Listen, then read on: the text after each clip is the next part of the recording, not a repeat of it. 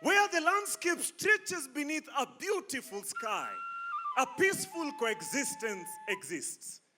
A meandering Sosiani River slices through its terrain, its crystal clear water, a testament of beauty and nature.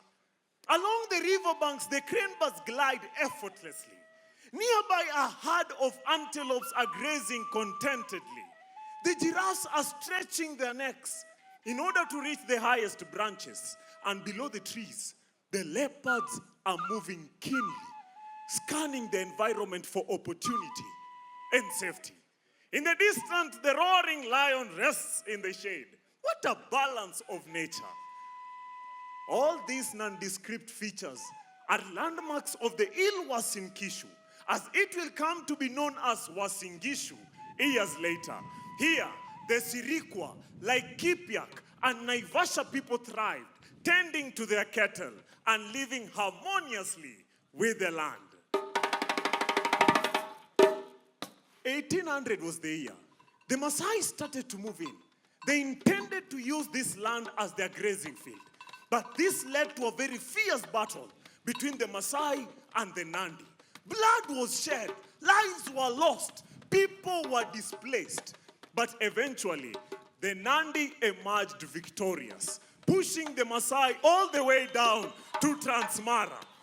Then in came the British, following the land regulation of 1899, which allowed the white settlers to exploit the indigenous people fertile land. But of course, the Nandi were not going to take this sitting down. Baba. Anyone baba. Hawa watu wamekuja wanataka kuchukua vitu yetu. Hawa sungu.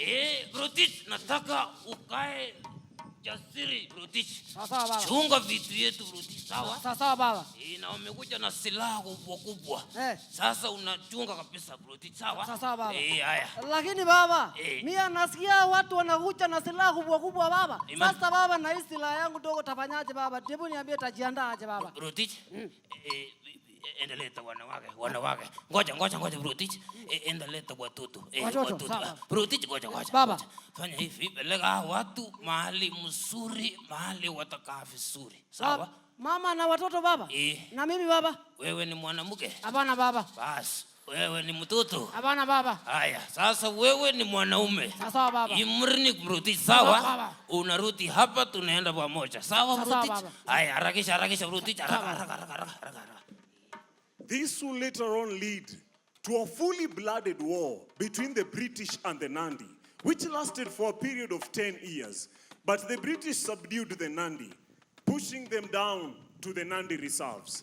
Then in came the Boers. They arrived at our coastal shores, got onto trains, and down the railway line they drove up to Londiani. Using wagon wheels, they drove down the savannah.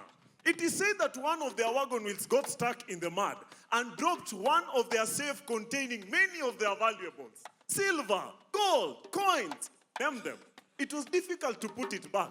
So they had to construct a simple matope structure around it to act as a bank, which was later named in 1912 the Standard Bank of South Africa Limited, with its first manager, J.M.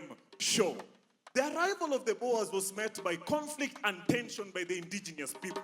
But due to their advanced weaponry and determined mindset, the Boers displaced many local communities. And they settled in rather quick. They established their farm right here at the Uasin Gishu Plateau, and they designated it a simple numerical label, Farm 64, since it was 64 miles from Londiani where there was a railway headquarters. But now here comes the twist. The pronunciation of the word 64 was an uphill task to the locals. Ngoja kidogo. We ile pam ne? Farm 64. Ada pam 64. 64. Oh, sisibo? 64. Ongoi sisibo. So to them it ended up being Palm 64. So stay with us as we journey through time, witnessing the triumphs and struggles of those who once called this land home. In 1910, a boy by the name Willie Van Aert established the first post office since he could not make a living out of the farm, and thus the township started. He started receiving applications for business plots on the farm, and it had to be given a name. The locals were summoned by the governor, Sir P.C. Giroud, in order to give it a name. It was problematic to get one. There were many suggestions. Giroud Forte, in honor of the first governor. Yes, we name it Sirikwa. Yes, those were the first inhabitants of this land. Oh, so we name it after them. Wow, that's a good one. Yes, Masai, unasema aje? Tuite Eldoret, meaning the Stony River. Oh, well, that's creative. Yes, we name it Bado Kidogo. Why should we name it Bado Kidogo? Oh, like you need more time in order to get a long-lasting name. Oh, that's quite a suggestion. Now, ladies and gentlemen, Maasai's carried the day with Entore, but meaning the Stony River, since the riverbed of the Sosiani River is said to be very stony. But now, this to our white friends became Eldoret. But the governor was curious why every local word ended with a consonant T. So he suggested that a consonant T be added so that it can be comfortable for the locals to pronounce it. But now, during the official gazette of January 1st, 1912, a typing error occurred, and it was misspelled to Eldoret. The official gazette notice, January 1st, 1912, the administrative station on the Wasingishu Plateau, formerly known as Farm 64, will for the future be styled Eldoret. Now Eldoret became the new promised land to the Boers. And just like any other place, the economic transition began. And later on, we had mayors. From the first black mayor, Councillor A.N. Olo, to the last black mayor, W.K. Rono. Ngoja kidogo. Nataka uende mbele mpaka mahali Pristine ako. Hapo mbele, Pristine. Hapo mahali Pristine anaingilia basi. Hapo. Exactly. And well, if you thought the story about Eldoret was done, then think again. In 1966, just 3 years after independence, nature gave us a bouncing baby boy. Fast forward, he became a CU leader at a school right here in Eldoret. Nundoroto School, which is the current day Wareng High School. Proceeded to Kapsabet Boys for his A-levels. Then became a youth leader in 1992. Then the member of parliament Eldoret North. Then to a minister. Then to a deputy president. And now to the president of the Republic of Kenya. And today, in accordance with the 2010 Constitution, Eldoret has just received a charter as the 5th city of Kenya by the 5th president of Kenya, His Excellency, Dr. William Samoei Arap Ruto. Ladies and gentlemen, welcome to the city of champions. As you look at the law, please also pay some special attention to the procurement processes under the PPP. Because as much as we want to encourage public-private partnerships, at the end of the day, we are engaging with public resources as well in some of these areas. So, as you craft and look at the law under procurement, PPP is also some form of procurement.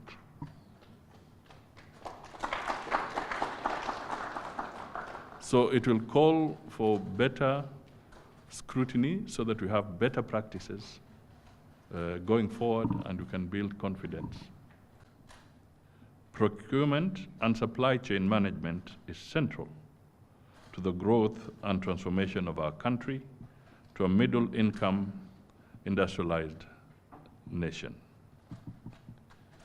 You can help improve the situation and safeguard the livelihoods of our people. particularly if you embrace the technological advances driving your industry, including artificial intelligence, blockchain, and cloud computing. Ideally, you should be helping to ease the pain of the government by ensuring that all procurement processes deliver value for money for the people. Unfortunately, you stand in an awkward position where the supply chain and procurement community is blamed for the most rampant cases of public sector fraud and corruption that have constricted the growth of our country. You are certainly aware of Goldenberg, Anglo-leasing, and other grand cases of corruption. It was also widely reported in 2021 that Kenya loses close to 2 billion shillings daily on corruption, mostly related to procurement rigging. The fourth point, Your Excellency, we talked about is the need to develop and use tools to improve procurement procedures, reduce duplication, and achieve greater value for money, including centralized procurement through our supplies branch for common use items, leverage economies of scale, framework agreements, so that people don't buy a biro, for instance, at different prices. You know, it's supposed to cost 50 shillings, and sometimes it can cost up to 1,000 shillings. How can we standardize all that to ensure that we actually have simple things that can be commonly used and commonly sourced, centralized through the supplies branch? I'm happy to report that working with the National Treasury, Director Korir is here, and of course PPRA also, we now have made significant progress towards addressing these challenges of common use items through the formation of what we now call Kenya Procurement Disposal Agency, which has actually been operationalized through Executive Order number 2 of 2023, which is essentially aimed at strengthening the supplies branch, as it was called, but now being called Kenya Procurement and Disposal Agency. Very happy to say that that's making progress and will now be domiciled in the National Treasury instead of the Public Works where it was before. We have had cases of tender documents being tailor-made to fit somebody's size, so that from the word go, you literally know who is going to be the beneficiary.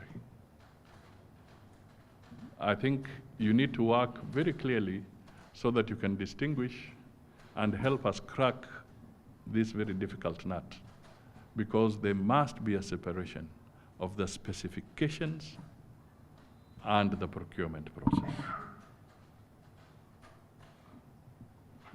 If you go to some specialized area, like it's medical equipment, you know, very specific medical equipment. Who gives the specifications and then who does the procurement? Is it one and the same person? So we need to be very careful so that at what stage can you help us crack this nut so that we are not part of a process that is built very, very carefully, and then it becomes very difficult to deal with the challenges that we are facing. Some of the things that we end up procuring, as somebody, I think the chairman said, it becomes embarrassing when you take a walk somewhere out of the country and you go and see what the cost of that item is and what you paid for it in your own country. You get embarrassed, you get shocked, because somebody ametucheza, mtu ametucheza, ama watu wametucheza.